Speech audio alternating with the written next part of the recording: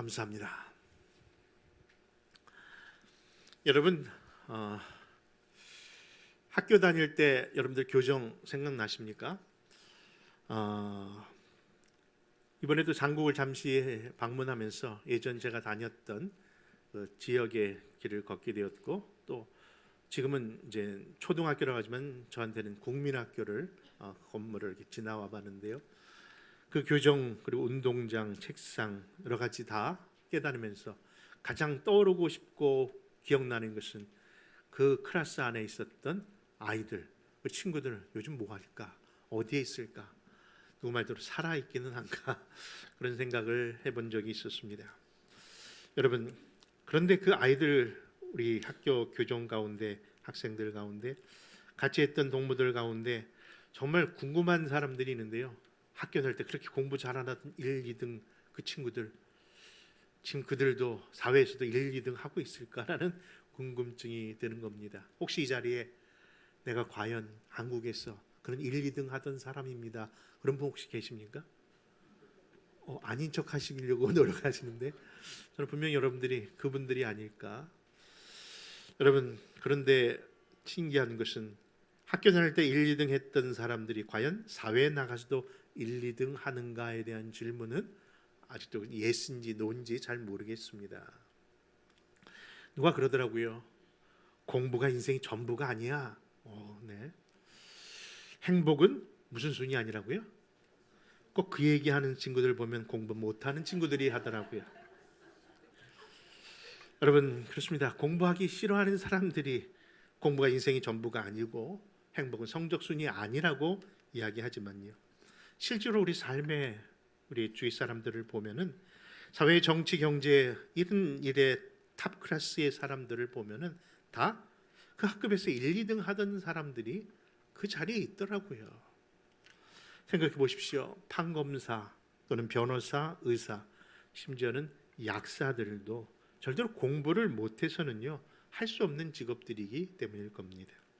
그러나 그럼에도 불구하고 이 일을 제시하는 것은요, 공부를 잘한다, 머리가 좋다, 똑똑하다고 해서 결코 다 성공하고 결코 다 지혜로운 사람은 아니라는 것, 여러분들이 공감하시는 거 보니까 여러분들 1, 2등은 아니었나 봅니다. 그래서 똑똑함의 국어사전적 의미를 한번 찾아보았습니다. 찾아보았더니요, 인지하고 이해하는 능력이 뛰어난 사람이라. 여러분들, 그러니까 똑똑함이라는 것, 지식이 많은 사람들, 우리가 말하는 인정받는 그런 엘리트 친구들은요, 인지하고 이해력이, 그런 능력이 뛰어난 사람이라고 보는데, 그럼 지혜로움은 무엇인가? 지혜로운 자는 무엇인가에 대한 정의도 한번 국어사전에게 물어봤더니요, 그 하는 이야기가 사리를 분별하며 적절히 일들을 처리하는 능력의 사람이라고 그렇게 이야기합니다.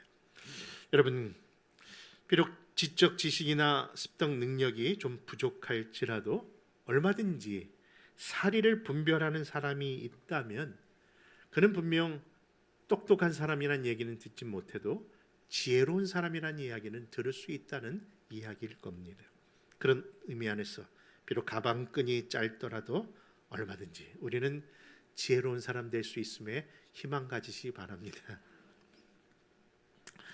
사실 여러분들, 우리 인류 역사상에 보면요, 소위 아주 심각한 문제와 무리를 일으킨 사람들을 조사해 보면요, 결국 머리 나쁜 사람들이 그 일을 못하고요, 머리 좋은 사람들이 문제를 일으키더라고요. 여러분, 한국이라는 나라를 가보니까 와, 정말 대단한 나라로 변해 있었습니다. 정말 조금도 불편한 것을 허용을 안 하더라고요. 근데 가장 놀란 것은 고속도로를 보니까요, 고속도로의 페인트 칠을 빨간색, 핑크색, 빨간색으로 다 구분을 해갖고요, 절대로 길을 헤매지 아니하도록, 왜냐면 하도 헤매니까 길에다가 페인트 칠을 해놓을 정도로 정말 대단한 민족인 것을 보았습니다. 근데 더한 거는요, 신호등이었습니다. 여러분, 요즘 한국에 가니까 신호등이 그냥 이렇게 뭐 우리가 아는 신호등만 있는 게 아니라 많은 사람들이 길을 걸을 때 뭐만 봐요? 핸드폰만 보고 이렇게 앞에만 보니까 신호등이 바뀌었는데도 그걸 모르는 겁니다. 그래서 한국이라는 나라는요, 얼마나 편리성이 많은지. 그 신호등 앞에 뭘 했냐면요, 앞에 보는 신호등이 땅바닥에 불을 켜놨어요. 그래서 빨간 불이 들어오면 그때 건너게 하려고 그런 식으로 세상을 바꾸온 나라인 것을 보고 참 대단하다는 생각을 했습니다. 근데 여러분, 그렇게 잘 사는 나라가 되었지만은 아직도 전 세계 사람들이 한국 사람들을 보고 야, 선진국이다, 선진국 백성이라고 안 하는 이유는 도대체 뭡니까? 아니, 이렇게 잘 사는데. 근데 알고 보니까요, 우리 한국이 치안도 좋고 여러 가지 범죄도 낮지만요, 그 갖고 있는 범죄의 그 내용을 보면은요, 대부분 범죄가 어떤 도적질이나 어떤 강력범에 대한 범죄가 아니라 대부분이 무슨 죄? 사기죄가 그렇게 많대. 그러니까 온 국민들이 머리가 너무 좋으니까 뭐 하는 겁니까? 사기죄를 많이 지는 나라가 되었다는 겁니다. 여러분, 그렇습니다. 머리 좋은 사람들이 결국 더 많은 죄를 범하더라고요. 소위 오늘날 경제적인 성장을 이루는 이 사회 구조 안에 있지만요, 항상 그 탑을 이루는 1%의 부자들이 자기들의 머리로 우리 굳이 필요 없는, 그렇죠? 이렇게 비싼 핸드폰을 다 갖고 다니게. 아니, 우리 어른들 그거 다 필요 없는데, 여러분 그게 얼마짜리인 줄 알고 다니십니까? 1,000불이 넘는 컴퓨터를 들고 다니는 시대에 우리가 살 수밖에 없는 걸로 몰아치고 당하고 있지 않습니까? 그러니 정정상막하고 거친 삶을 살 수밖에 없는 것 아닐까요? 예전같이 잔잔한 정으로 이루어지는 전화 한 통도 이제는 필요 없고 문자로 보내는 세대가 되었으니 말입니다. 이것이 바로 지적 능력만 강조하다 보니 인성과 감성이 결여된 사회의 현실이라 하는 겁니다. 그런데도 감사한 것은, 그래도 다행인 것은, 그런 지식적 능력이 좀 떨어진다 할지라도 사람과 사람을 이어주는 인성을 갖춘 정말 지혜로운 사람들이 사회 전반에, 아니 우리 교회 안에도 대부분을 이뤄서 얼마나 흐뭇하고 정말 우리 교회가 신바람 나는 교회인지 여러분들 이렇게 매주 사랑하는 성도들이 찾아올 뿐만 아니라 서로 등록하는 분도 있다는 것은 감사한 조건인 줄 분명히 믿는 겁니다. 그러므로 사랑하는 성도 여러분, 우리 공동체가 그런 공동체로, 그런 교회로 기억되기를 소원합니다. 자, 여러분들, 그러한 말씀 속에 다시 한번 우리가 이 시간 깨달아야 할 것은요, 이달에 묵상하고 있는 이 지혜의 말씀인 잠언을 통해서 비록 우리가 세상에서 똑똑하다는 얘기를 듣기보다는 지혜로운 삶, 정말 인성과 감성이 풍부한 사람이라고 하는 의미를 들으면서 아름다운 교회, 정말 아름다운 그런 공동체를 유지하기 위하여 우리에게 주신 이 잠언의 말씀이 정말 우리 삶 속에 영향력 있는 모습으로 같이 드러나기를 소원하는데요, 그런 의미에서 우리 잠언서를 우리가 이달에 보고 있지 않습니까? 잠언서. 근데 잠언이라는 말 많은 분들이 자주 듣고 사용하고 있는 표현이 있지만은 정작 잠언이 뭔지를 정확히 아는 분들은 잘 없더라고요.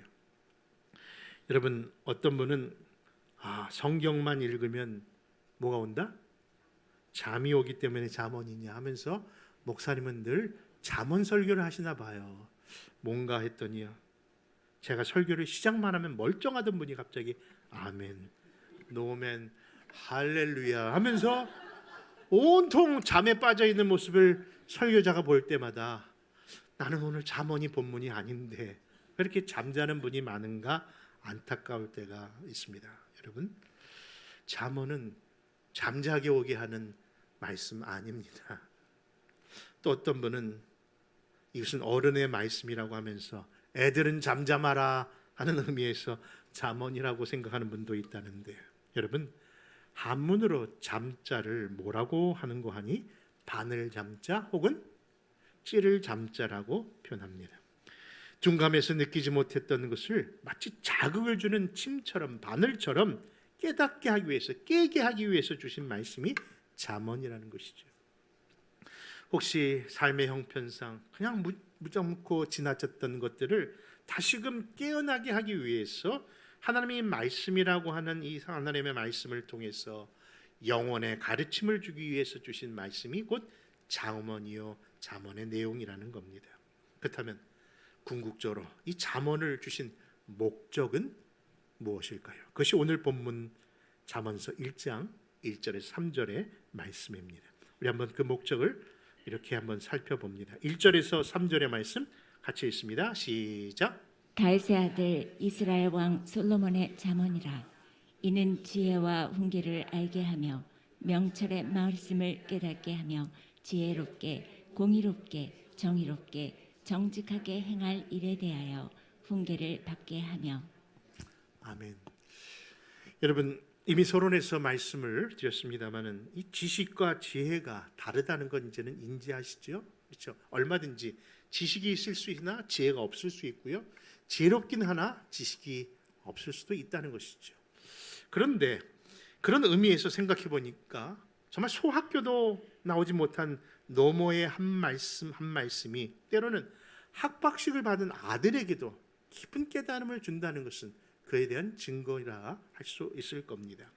그래서 호크마라고 하는 그 지혜서인 이 잠언은요, 말 그대로 강의실이나 학교에서 배우는 문제가 아니라는 것이죠. 삶의 구체적인 삶을 통해서 경험을 통해서 삶의 그 엑기스를 포함하는 그 말 한마디가 바로 지혜가 되어서 그것이 많은 사람들에게 길과 또 빛이 되어주는 그런 큰 일을 경험하게 하기에 여러분 호크마 곧 하나님이 주신 이 지혜는 우리 하나님이 주신 최고의 선물 중에 또 하나의 선물이라 그렇게 믿는 겁니다. 여러분 출애굽기에 보면요 성막을 하나님께서 지으라고 명하십니다. 그렇죠? 우리가 성막 잘 알지 않습니까? 하나님께 예배를 다시 말해서 구약에서는 제사를 드리는 곳이 성막일진데 하나님께서 성막을 지을 때에 그 성막에만 얘기하신 것이 아니라 그 성막과 함께 제사에 필요한 모든 성구들까지 만들라고 하셨답니다. 그런데 그 만드는 일을 누구에게 명하셨는고 하니 두 사람 부살렛과 오홀리압이라고 하는 자에게 그 일을 맡기십니다. 그런데 하나님께서 그들에게 성전 여러 가지 기구들과 성구들을 만들라고 하는데 문제는 이 두 사람이 과거에 이것을 만들어 본 경험이 없는 겁니다. 아니 심지어 그것을 이것을 요즘처럼 뭐 유튜브나 컴퓨터에 찾아서 그 그림을 보고 만드는 게 아니라 어떤 자료도 어떤 것도 본 적이 없기 때문에 이것을 어떻게 만들어야 되는 그 문제에 봉착한 겁니다. 근데 여러분 하나님 아유 네 마음대로 만들어 네 임의로 만들어 네가 할 수 있어 그렇게 하신 것이 아니라 하나님께서 그 일을 하기 위하여 주신 것이 있다는 거예요. 그게 뭐라고요? 하나님의 지혜를 주셨다는 거예요. 그 지혜를 주실 때 어떻게 주셨냐고요? 하나님의 거룩한 영의 충만함을 그에게 부어주시사 그가 생각하고 만드는 그 과정 속에서 하나님의 그 귀한 성구들을 만들어내도록 하셨다는 것이죠. 그 말씀이 출애굽기 31장의 내용입니다. 우리 한번 31장 1절에서 5절의 말씀 한번 찾아 읽으시렵니까? 같이 한번 찾아 읽습니다. 시작. 여호와께서 모세에게 말씀하여 이르시되 내가 유다 지파 홀의 손자요 우리의 아들인 브라스를 지명하여 부르고 하나님의 영을 그에게 충만하게 하여 지혜와 총명과 지식과 여러 가지 재주로 정교한 일을 연구하여 금과 은과 노수로 만들게 하며 보석을 깎아 물리며 여러 가지 기술로 나무를 새겨 만들게 하리라. 여러분 하나님이 하시겠다는 거예요. 이 일이 정령으로 하나님께서 그 지혜와 총명을 주셔서 그 일이 가능케 하셨다는 것이죠. 사랑하는 성도 여러분, 지금도 하나님께서 그러한 지혜와 총명을 우리에게 주시는 줄 믿으시기 바랍니다. 그래서 우리가 과거에 경험하지 못했던 것, 과거에 우리가 해보지 못했던 일들을 하나님의 지혜와 총명으로 상상하게 하시고 우리가 알게 하셔서 결국 그것을 가능케 하는 그 모습, 그것이 하나님이 우리에게 주신 축복 중에 또 다른 최고의 축복이 아닐까. 여러분 아시지 않습니까? 내가 이런 걸 했다는 그 감동이 우리 안에 있을 때, 여러분 아마 직장에서 프로젝트를 하나 할 때마다 여러분 그 뿌듯한 마음이 오는 것은, 야, 내가 이걸 해냈다는 그 감격이 여러분 있을 터인데, 그것이 바로 하나님이 주신 지혜와 총명의 은사요 축복인 줄 믿습니다. 여러분, 우리가 상상했던 나라가 현실의 나라가 되는 이 시대, 여러분 그 누가 사람들이 달나라까지 여행을 할 거라고 생각을 하셨습니까? 그런데 그런 일을 감당하게 하시는 그 하나님의 지혜와 그 총명이 우리에게 허락했기 때문에 이루어진 내용들인 것이죠. 근데 문제는 뭐냐고요? 지금의 과학 문명이, 의학 발달이 결코 넘어서는 안 될 하나님이 지어준 선이 있는데, 그 선을 넘으려는 자들로 인하여 하나님께서 경고하시기 위하여 이 잠언이라는 말씀이 지혜만 주신 것이 아니라 모두 주셨어요. 이 잠언에는 교훈과 함께 반드시 훈계와 책망이 있다는 거예요. 그래서 잠언이 바늘 잠자를 써서 꼭 찔러서라도 정신 차리라고, 여기까지라고 하는 의미의 말씀이 들어있는 것이죠. 그래서 여러분들, 체다카라고 하는 공의롭다, 정의롭다고 하는 오늘 본문의 말씀의 그 히브리어는요, 공동체를 유지하기 위하여 체다카, 자로나 우르나 치우치지 말고 바로 하나님을 섬기라는 의미에서 주신 하나님의 말씀이라는 겁니다. 그래서 오늘 본문 4절과 6절에서는 그 지혜와 훈계의 그 유익을 다음과 같이 말씀합니다. 우리 한번 잠언 1장 4절에서 6절 말씀 찾아 있습니다. 시작.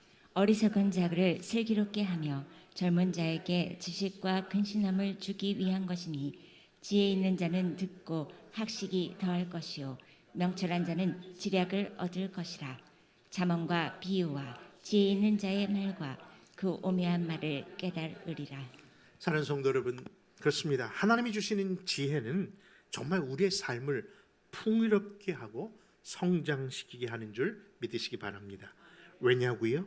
지혜는 삶의 한계를 극복하게 하고요, 어리석은 자를 슬기롭게 하며 젊은이가 그 나이에 비해 갖기 어려운 지식과 분별력을 갖게 하기도 하며, 지혜에는 확장성이 있기에 지혜가 있는 자에게 학식이 더 쉽게 더하고 명철을 얻게 하는 지략이 이 지혜서를 통해서 주시기 때문이라는 것이죠. 그러므로 그러한 지혜를 얻고 누리는 사람들이 정말 복된 삶이라 아니할 수 없는 겁니다. 그렇다면 하나님, 저는 지식도 짧은데 지혜도 부족합니다. 저희도 그런 지혜를 주셔서 풍성한 삶을 살게 하소서라고 만약에 원하시는 분이 있다면 그 지혜를 어떻게 받을 수 있을까요? 이에 대하여 야고보서 1장 5절은 이렇게 말씀합니다. 같이 한번 찾아 있습니다. 시작.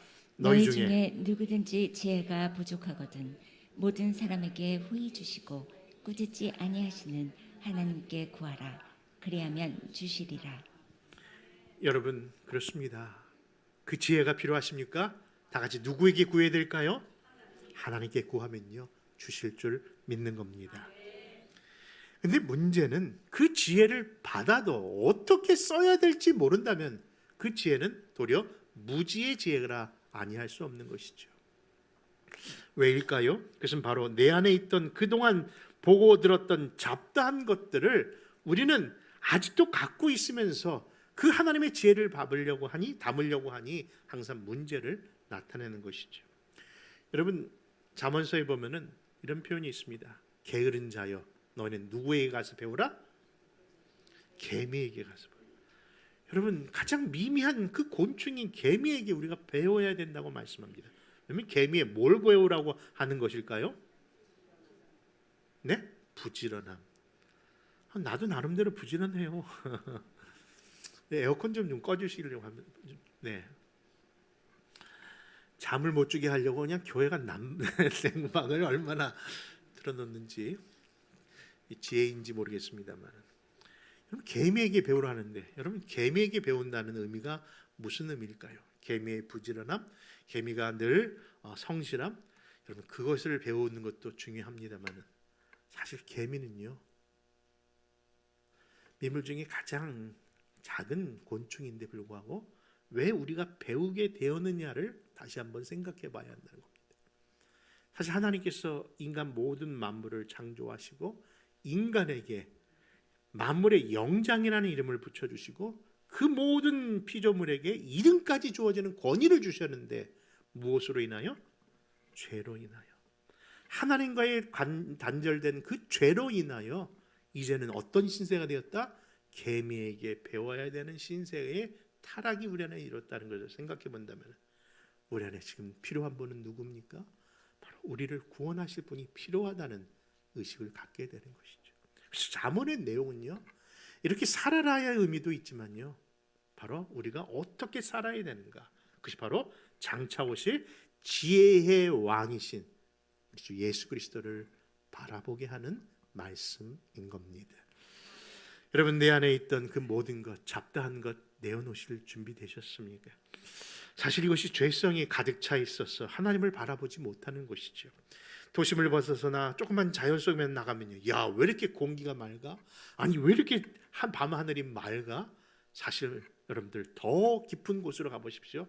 그 말이 의미가 없을 만큼 더 맑고 더 환한 수많은 별들을 보게 될 겁니다. 그 이유가 뭘까요? 공해 때문일까요?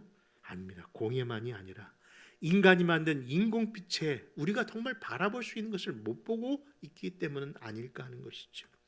그런 의미 안에서 인생에는요, 정말 멈춤의 시간이 필요할 때가 있습니다. 우리 분주한 삶을 잠시 내려놓고 다시 한번 자신을 돌아볼 때가 있다는 것이죠. 지난 금요일 날도 잠시 말씀드렸지만 우리 교회가 아름다운 교회인데 아름답다는 말만 하면 다 아름답대요.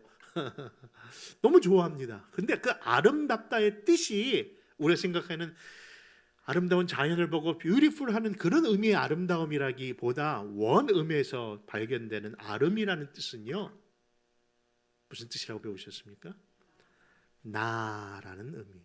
그래서 아름이라는 단어가 나라는 뜻이랍니다. 그래서 아름답다는 것은 나답다. 내가 누구인지, 내가 어떤 존재로 지음받았는지, 내가 어디로 가야 되는지, 누구를 바라봐야 되는지, 내가 어떤 삶의 목적을 가져야 되는지를 바로 아는 것이 아름다움이라고 믿는다면, 여러분, 우리가 정말 하나님 앞에서 다시 한번 잠시 퍼즐을 해놓고 내가 그 아름다운 삶을 살고 있는지 돌아봐야 되지 않을까요? 때로는 하나님께서 우리를 사랑하시기 때문에 강제적으로라도 쉼을 통해서 아름다움이 무엇인지, 내가 나됨이 무엇인지를 보게 하실 때가 있습니다. 여러분, 그것이 때로는 원치 않는 병일 수 있고요, 때로는 경제적인 위기일 수도 있고요, 때로는 인생이 홀로서는 적막감일 수도 있습니다. 그런데 그런 바쁨의 일상에서 차마 바라보지 못했던 그제서야 나의 나다움, 아름다움을 보게 하시는 하나님의 그 뜻이 바로 지혜자가 우리를 부르시는 초대가 아닐까 하는 겁니다.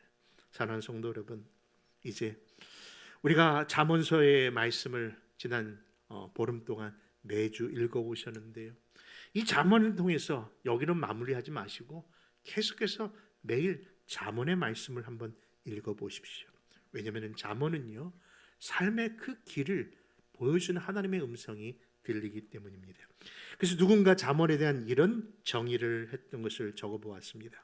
삶과 믿음의 갈등 속에서, 그렇죠? 우리는 어떻게 살아야 될지, 어떤 형편에 있는지 때로는 우리의 갈등이 느낍니다.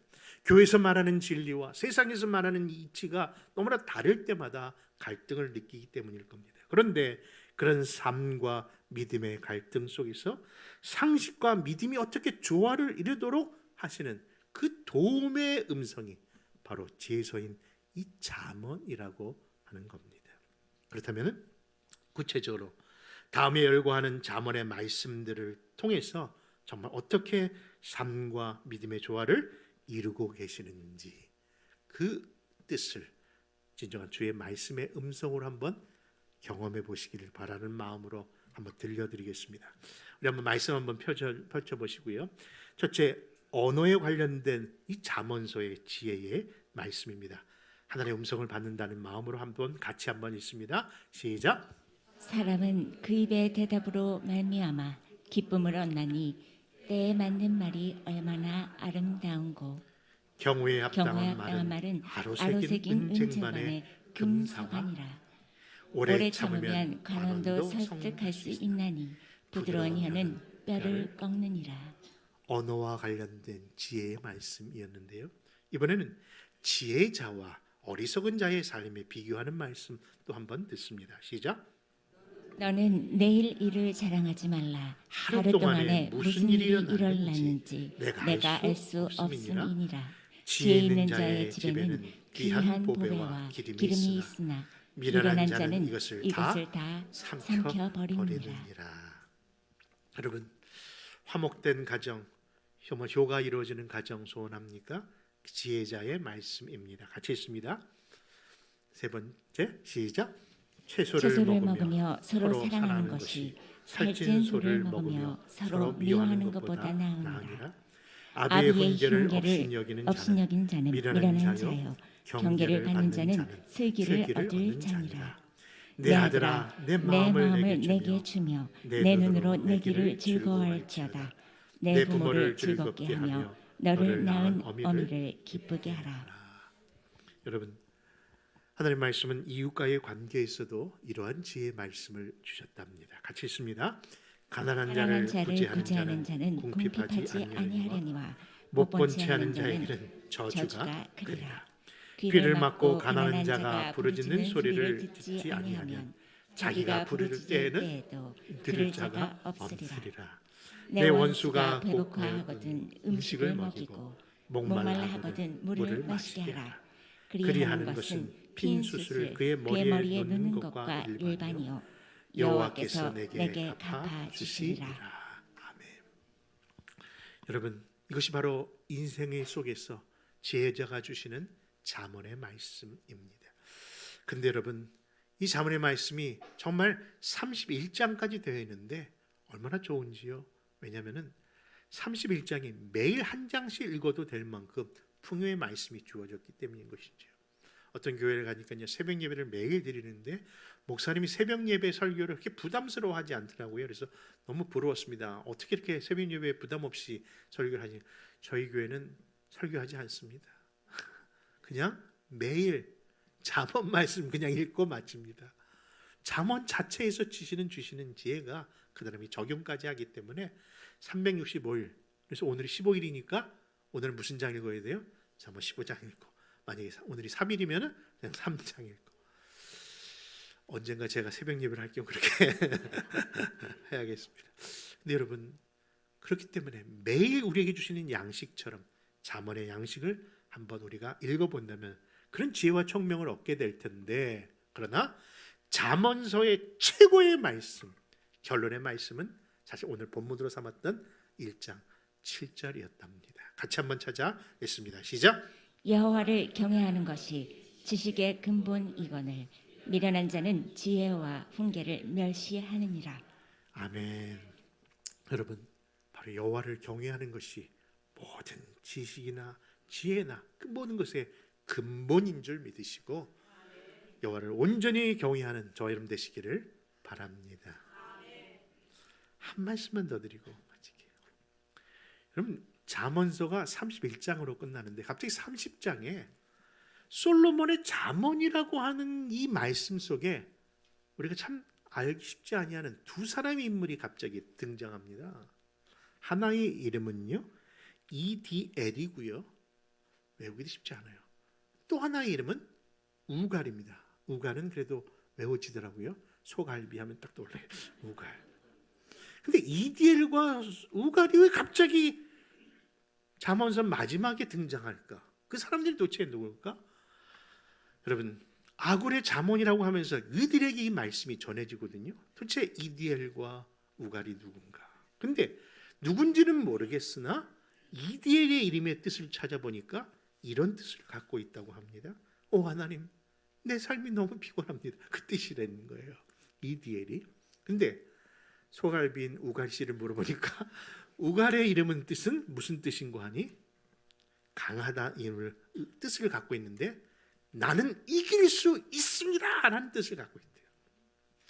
그러니까 이디엘과 우갈이 갑자기 독자로서, 이 잠언의 독자로서 나타난 것을 보면서 하나님께서 우리들이 이런 교훈을 주시기 위함이 아닐까 생각하는 겁니다. 우리의 인생이 뭐예요? 삶이 너무 힘듭니다. 고달픕니다. 어렵습니다. 그런데 내가 이길 수 있는 방법이 뭘까요? 그것이 바로 지혜자에게 주신, 지혜자를 통해서 주신 그 지혜의 말씀, 하나님의 말씀이 내 길의 등이요, 내 길의 빛이 되어서 우리를 인도하실 터이니 나는 승리할 수 있습니다. 그 뜻인 줄 믿는 것이지요. 그러므로 사랑하는 성도 여러분, 지금 우리가 겪는 이 길이 힘들고 어렵고 불안한 시국 가운데 우리 안에 있지만, 오늘 우리에게 주실 하나님의 그 교훈과 훈계의 말씀을 따라 날마다 우리의 인생이 잠언 인생 되어서 지혜롭고 복된 승리자들이 다 되시기를 주 예수의 이름으로 축원합니다. 기도하겠습니다. 고맙고 감사하신 아버지 하나님, 우리의 삶 속에 하루를 살아도 넉넉히 살 수 없을 만큼 힘들고 어려운 길을 겪고 있습니다. 늘 죽을 일 쌓였구나라는 고백처럼 주님, 정말 산다는 것이 죽음으로 달려가는 것처럼 힘겹고 어렵게 느껴집니다. 세계에서 잘 살다고 한다는 이 미국 안에서도 이제 더 이상 천국처럼 느껴지지 못하는 것은 그 어느에도 평화도 사랑도 없는 현실이기 때문입니다.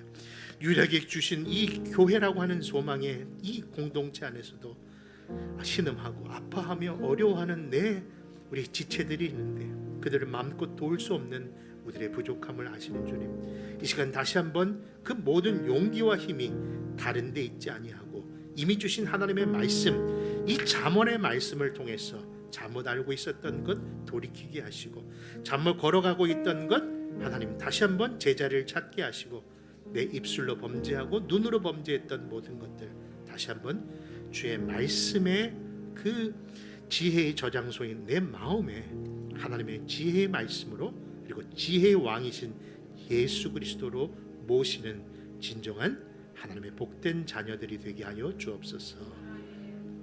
이 험한 세상 그 주님만을 바라보며 승리케 하옵소서. 예수님의 이름으로 기도합니다.